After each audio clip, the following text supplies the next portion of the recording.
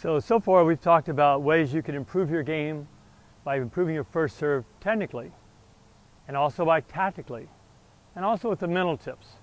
Perhaps one of the most important ways you can improve your first serve, particularly your racket head speed, is through strength and flexibility. So using some simple tools like a small weight. Now this is about a 5-pound weight. Going through my service motion using the weight so I can have a little bit of strength, a little bit more resistance, just to go through the motion and try to produce it correctly. A good way to practice this, of course, is in front of a mirror so you can see what it looks like if your motion is still being consistent the way you'd use it in your real serve. Hands out in front, left hand goes up to make the toss, the racket stays low, the weight comes up to meet where the ball would be, and then follow through. How many repetitions would you do? I'd say 5 or 10. Just to kind of get used to the strengthening your arm through the range of motion. You're going to find your racket feels much lighter when you pick it up because of this. When do you do your strength training? Actually, a good time is actually after you played. If you watch the professional athletes, they typically go work out after they've just competed in basketball or football. They hit the weight room again to kind of work out again, to work some of the soreness out or some of the stiffness out, or most importantly, to increase range of motion. One of the best ways you can improve your racket head speed is through flexibility or range of motion. They've done studies on the great servers. What they found was that the more the arm can become parallel in this position during the serve, the greater the racket head speed. McEnroe had one of the greatest range of motions as a lefty. They measure his arm goes down greater than mine can go, even held like this. So his racket acceleration up was very quick.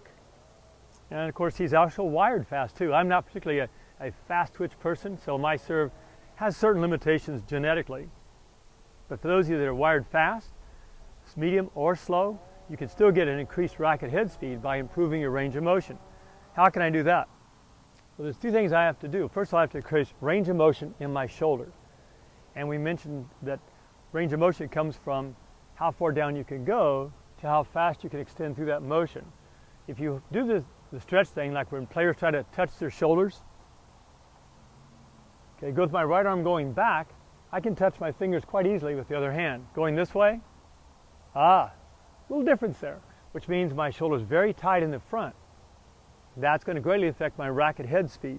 So ways I can work on that, I can take a towel, for example, and don't need a big towel, just a small towel like that. I'm practicing pulling up with the towel in the back and resisting at the same time. So learning to get strength in that key part. This also works on your triceps. Your triceps are one of your key muscles in helping to get the acceleration. That also works with your weight. If I use my weight, hold my arm from here, and practice bringing my arm up, that helps a lot with extending the tricep up. You can also do it as a kickback where you extend your arm back, squeeze and hold it for a second, then come back again. The upper arm stays very stable, and the lower arm is one that kicks back, and you strengthen that. Try to keep good posture as you do it. Okay. Another way to work those types of things is getting strength in your shoulders, as well as starting to engage your core, which is really important in all your shots.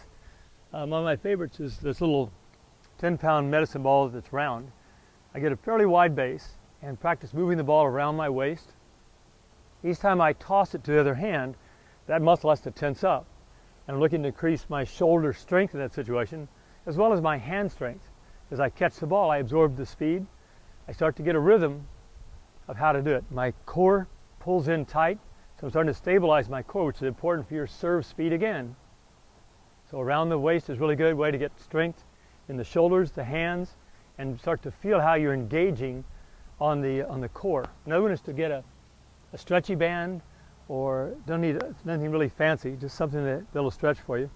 Stand on it with one foot and raise it about 45 degrees out in front of you, and hold,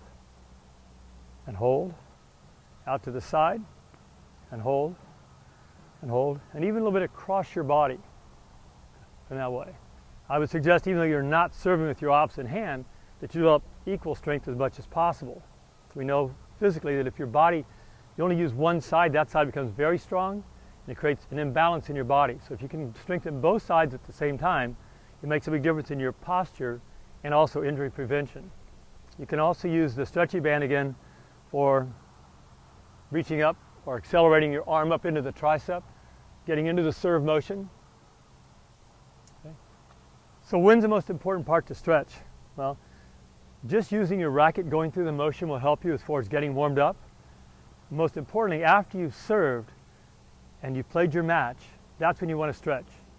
The types of stretches you use then are more what we call static stretches, where you're trying to just remove the lactic acid from the muscle, but also increase range of motion. This might be a good time when you find yourself looking to increase your range of motion back this way. You're stretching the muscle out more.